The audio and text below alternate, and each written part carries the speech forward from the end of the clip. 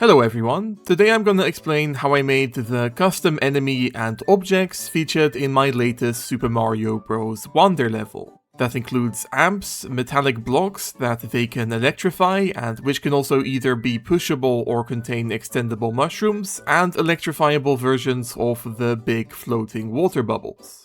Even though the original game doesn't feature amps, the Downpour Uproar Wonder effect does include these nondescript thundercloud objects, which work in pretty much the same way.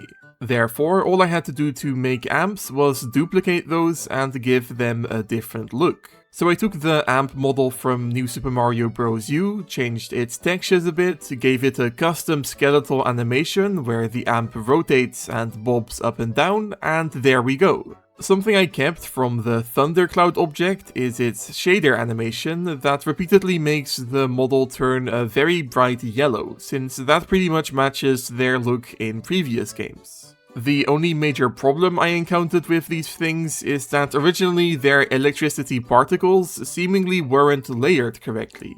The vanilla Thundercloud asset is actually completely flat, which means these electricity particles can be spawned right on top of it. But because my amp is a proper 3D model with depth, the particles were going inside it. Thankfully, fixing that was as easy as moving the amp's model back a bit so it's right in between the two layers of electricity particles. As I mentioned in my level creation video, the only reason I made these things was so I could recreate a gimmick used in the final castle of the mod newer Super Mario Bros. DS, where amps can electrify metallic blocks upon contact. I knew that replicating the functionality of this mechanic would be super simple. All I had to do was put the amps on rails alongside this invisible area switch invoke actor, then add a trigger area to each metal block that only activates when it detects an area switch invoke, and then have it spawn a separate actor over top of the metal block that creates both the electricity particles and collision. That actor would be another duplicate of the Thundercloud object, since it already has the exact type of particles and collision that I was after. So the metal block itself didn't need to be anything special. Visually, it's mostly an edit of these Bowser boxes from the original game. I just swapped the Bowser symbol for the lightning bolt that appears on these blocks. And in terms of functionality, all of that is handled by the electricity actor that gets spawned and despawned over top. But it turned out that part wasn't so straightforward because I ran into a pretty big problem with it. When you spawn or despawn most Super Mario Bros. Wonder actors, they create some smoke puff particles. This is fitting when it comes to making an object appear out of nowhere, but obviously I didn't want that to happen every time one of the blocks got electrified, because that would reveal the underlying trick of the system. Although we're still a long way off from fully understanding Wonder particle editing, swapping or removing an entire actor's particle selection is as simple as messing with its E-Link reference. But that means it's impossible to get rid of one part of an actor's particle programming without getting rid of all of its particles at once. Meaning I couldn't both delete the smoke puff particles and not also delete the electricity particles. So my plan of using the Thundercloud object's electricity effect for the metal blocks wouldn't work. I needed to come up with a different method. By the way, this is also why the final mechanic doesn't produce any kind of sound. Keeping the buzzing noise of the original Thundercloud actor wasn't an option because that meant the actor would also make a creation and destruction noise every time it got spawned or despawned. And just like with the particles, we don't know of a way to get rid of one set of sounds for an actor without deleting all of them across the board. As for the problem involving the particles, what I ended up deciding to do was recreate them using a texture pattern animation. Those are what the original game uses for some assets that are made up of image sequences, like the sleeping Goombas in the background of the first level. In a lot of cases, making an animation like that from scratch without it looking jittery would take a ton of work, but analyzing the electricity effect, it's actually really quite simple. The game draws one static lightning bolt looking thing on a different side of the object every handful of frames, with an empty frame or two in between.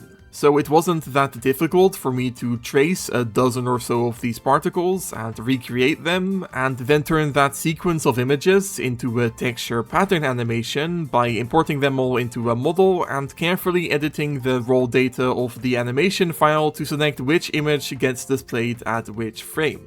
You may notice that I layered the particles on top of this strange looking pattern. This is what's used to make it look like the metal block underneath is glowing. I made these parts extra bright because it made sense for the light from the lightning bolt symbol to be cast onto the sides that face towards it. Anyways, that's the visuals of the mechanic done, but I also want to mention something about its gameplay implementation. See, because this gimmick is set up by putting one actor over top of another actor, things got a bit finicky in terms of collision. As it turns out, Super Mario Bros. Wonder will always prioritize solid collision over other types when several hitboxes are placed directly on top of each other. So originally, the electricity collision of the lightning cloud object that I'd copied over to the custom actor wasn't being registered at all. The only way I found to get around this was to make this electricity hitbox just a tiny bit bigger than the other hitbox. The problem with this trick is that it's kind of a principle in game design as a whole to make hitboxes that can damage the player smaller than they appear, not bigger. So the fact that you can stand just barely off to the side of one of the metal boxes and still get damaged by it does feel a bit unfair in a way that Nintendo likely wouldn't have done themselves. But I haven't found a way of avoiding that issue.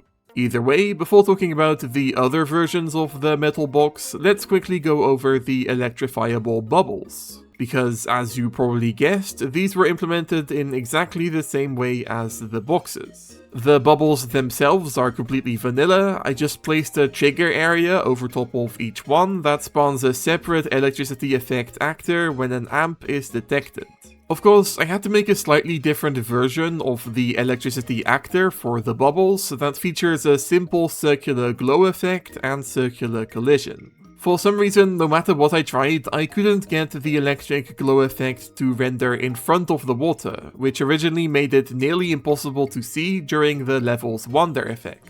So I ended up deciding to use a brute force solution and just make the glow so strong that it was easy to see even displayed behind the bubble, which actually looks pretty okay, I think. Okay, so what about the extendable mushrooms? I mainly came up with this gimmick because I wanted the boxes to do basically anything other than just be electrified, since I didn't think that idea alone would be enough to form the foundation for an entire level. But honestly, these things being mushrooms is something that happened incidentally. The problem with making any old platform extend out of the boxes was that I didn't want the vertical size of the box to limit the vertical size of the platform. So I needed the semi-solid to spawn out of nowhere instead of just moving out from behind the box. And that made these blue mushrooms from the level up shroom down shroom the only option basically. Sending one of these a signal can make them grow to any size, and disabling the signal makes them shrink back down again.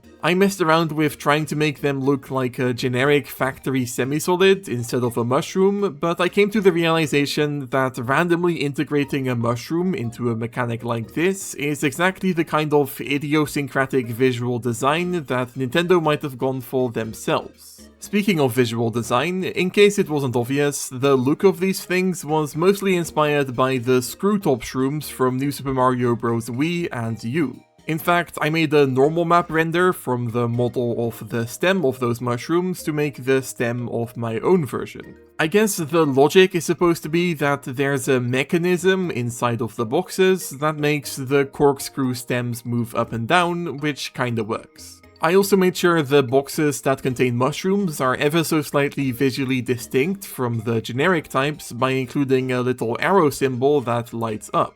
This means the mushroom boxes also have their own version of the electricity layer actor, since of course the purple glow of the arrow had to be a part of that. Alright, finally let's talk about the pushable metal boxes. In the original game, pushable platforms with wheels on them appear in the form of these modular colorful blocks, so I had to make a version of that actor that displays a different model. Normally doing that would have been as simple as changing the reference in the actor's model info parameter, but because of the way the wheels are added onto the model and the fact that it's made to be stretchable, things got a bit more complicated. The way the game determines how to resize the colorful boxes so that the corners only ever move around but the edge pieces become wider is by linking each piece of the box's model to a different bone and moving or stretching those accordingly. Now, I didn't want my metal box to be stretchable, but I did need it to have resized collision, so I had to make sure its model wouldn't change sizes along with its hitbox. Therefore, I made a duplicate of the metal box model that is specifically tied to the same bone that's used for the top left corner of the colored box model, meaning it doesn't get resized. Getting the wheels to render in front of the box whilst keeping the electricity effect actor on top took some finagling with a type of parameter file that I'd never messed with before, but I managed to get that to work as well. And speaking of which, the rest of the setup as far as the pushable metal box is concerned is identical to the normal version of the actor. I just bound the trigger area and electricity effect actors to the pushable block, and that made those portable as well.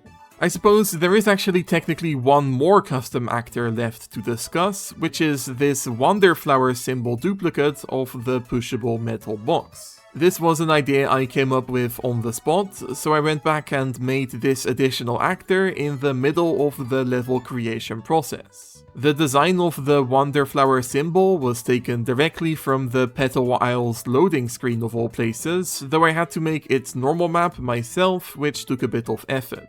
But I'm happy with the way this little extra gimmick turned out. It's definitely one of the more Nintendo-y things I've put in my levels. And yeah, that's all there was to discuss this time around.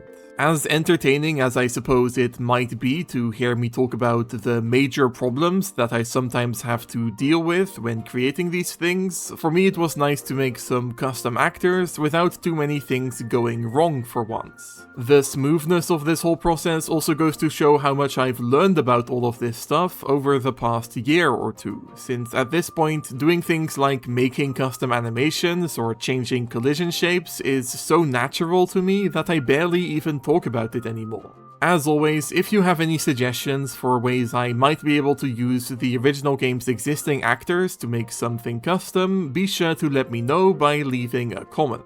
While you're down there, maybe also consider leaving a like, subscribing, checking out my Discord server linked in the description, or signing up for a YouTube channel membership to support the channel and get early access to upcoming videos. Thank you so much for watching, and bye bye!